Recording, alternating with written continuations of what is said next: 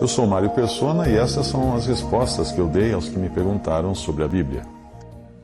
Você escreveu perguntando se as Bíblias não deveriam ser dadas gratuitamente. E nada de vender Bíblia.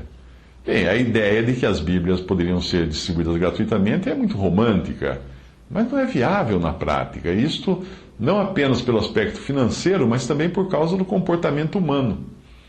Um irmão norte-americano que trabalhou vários anos na obra do Senhor e hoje descansa no céu, ele contou-me do seu desapontamento quando visitou lares de pessoas pobres em países do terceiro mundo, pessoas para as quais ele enviava, uma editora, melhor dizendo, uma editora que ele conhecia, enviava para essas pessoas gratuitamente pacotes de folhetos evangelísticos, porque elas solicitavam, elas escreviam pedindo, eles enviavam, acreditando que eram usados na evangelização. E esse irmão me contou que ele descobriu numa das casas que ele visitou que os folhetos ficavam no banheiro e eram usados como papel higiênico. Por estas e outras razões, eu acredito que a distribuição da literatura evangelística e de Bíblias deve ser com critério, deve ser muito criteriosa. É claro que sempre que possível deve ser facilitado o acesso das pessoas a esse material tão vital para a alma. Mas é preciso de sabedoria. No século XIX e início do século XX, a perseguição contra a Bíblia, feita por padres católicos no Brasil, era muito forte. E as sociedades bíblicas estrangeiras tinham o dissabor de ver que muitas das Bíblias enviadas a muito custo, para serem distribuídas gratuitamente para as pessoas aqui no Brasil, acabavam nas mãos dos padres, que as recolhiam dessas pessoas e as queimavam como literatura herege. Nessa época, os padres do século XIX, eles estavam mais bonzinhos até do que alguns poucos séculos antes, porque antes eles queimavam a Bíblia pendurada no pescoço do dono da Bíblia, ou seja, queimavam também o leitor da Bíblia na fogueira. Por isso, a Sociedade Bíblica Britânica passou a enviar os seus colportores ao Brasil, com a missão de trocar as Bíblias. O interessado numa Bíblia, ele tinha que dar algo em troca. Nem que fosse uma rapadura, um cacho de banana, qualquer objeto que tivesse algum valor. Assim, a Bíblia passava a custar algo para a pessoa e depois ela não entregava de mão beijada para o padre. Não, ela escondia.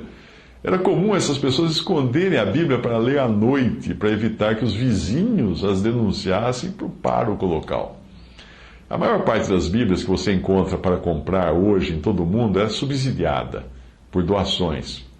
Por isso é possível você comprar uma Bíblia capa flexível de cartão com 1000 e tantas páginas no site, por exemplo, da Sociedade Bíblica do Brasil, por R$2, a preço do momento que eu estou falando isso. A mais barata lá que eu encontrei, de capa dura, custava R$3. Você não consegue comprar o papel por esse preço, quanto mais o livro impresso. E pasme, hoje o maior produtor mundial de Bíblia, sabe quem é?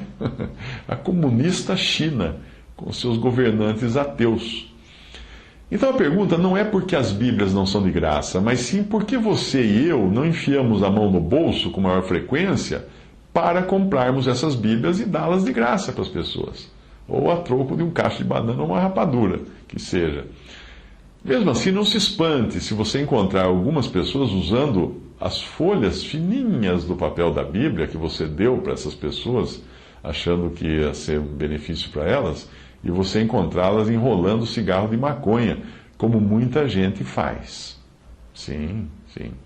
Aliás, uma curiosidade: a primeira Bíblia de uma Sociedade Bíblica Britânica, impressa no Brasil, foi feita com papel de cigarros, emprestado de uma fábrica daqui, porque era tempo de Segunda Guerra Mundial e não havia papel fininho no mercado brasileiro, então precisaram emprestar dessa indústria de cigarro.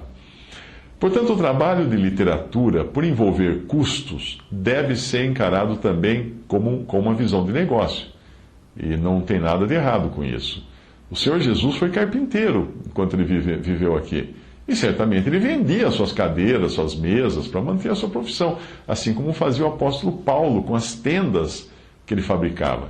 E também Lídia, que comercializava produtos.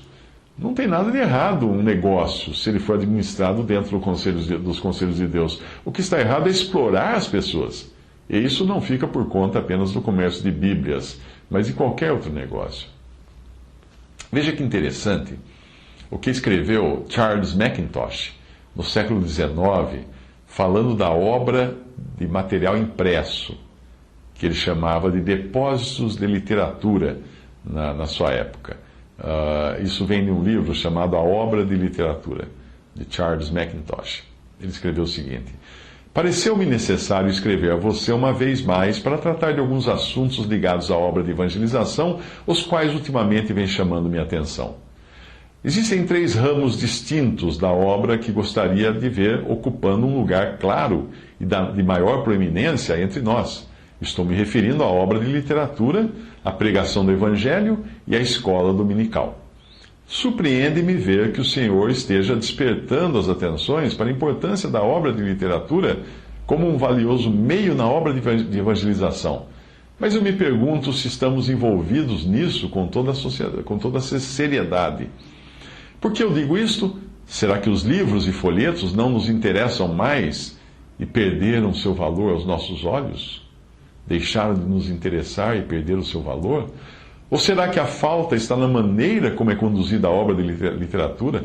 Na minha opinião, parece estar faltando algo no que se refere a este último ponto. Eu gostaria muito de ver um depósito de literatura bem administrado em cada cidade. E por bem administrado, eu entendo algo que seja assumido e levado adiante como um serviço direto ao Senhor, em sincero amor para com as almas, em profundo interesse pela disseminação da verdade e, ao mesmo tempo, como uma boa empresa.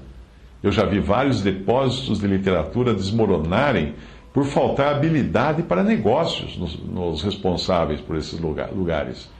Pareciam pessoas bem fervorosas e sinceras, mas eram incapazes de conduzir um negócio. Em suma, eram pessoas em cujas mãos qualquer empresa teria ido à falência. Por esta razão, em muitos lugares, existe um fracasso dos mais deploráveis nesta tão valiosa e interessante obra que é cuidar de um depósito de literatura. E qual a melhor maneira de alcançar as pessoas para as quais os folhetos e livros são preparados? Eu creio que é tendo os livros e folhetos expostos para a venda em vitrines, onde quer que isto seja possível, a fim de que as pessoas possam vê-los quando passarem e, parando, possam entrar e comprar o que quiserem. Muitos foram alcançados desta maneira. Eu não tenho dúvidas de que muitos foram salvos e abençoados por meio de folhetos que foram vistos pela primeira vez em uma vitrine ou expostos sobre um balcão.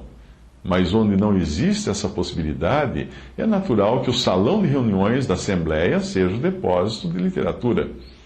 Existe claramente uma real necessidade de um depósito de literatura em cada grande cidade, dirigido por alguém que tenha jeito para negócios e que seja capaz de conversar com as pessoas acerca dos folhetos, podendo recomendar aquilo que possa ser de auxílio àqueles que ansiosamente procuram pela verdade.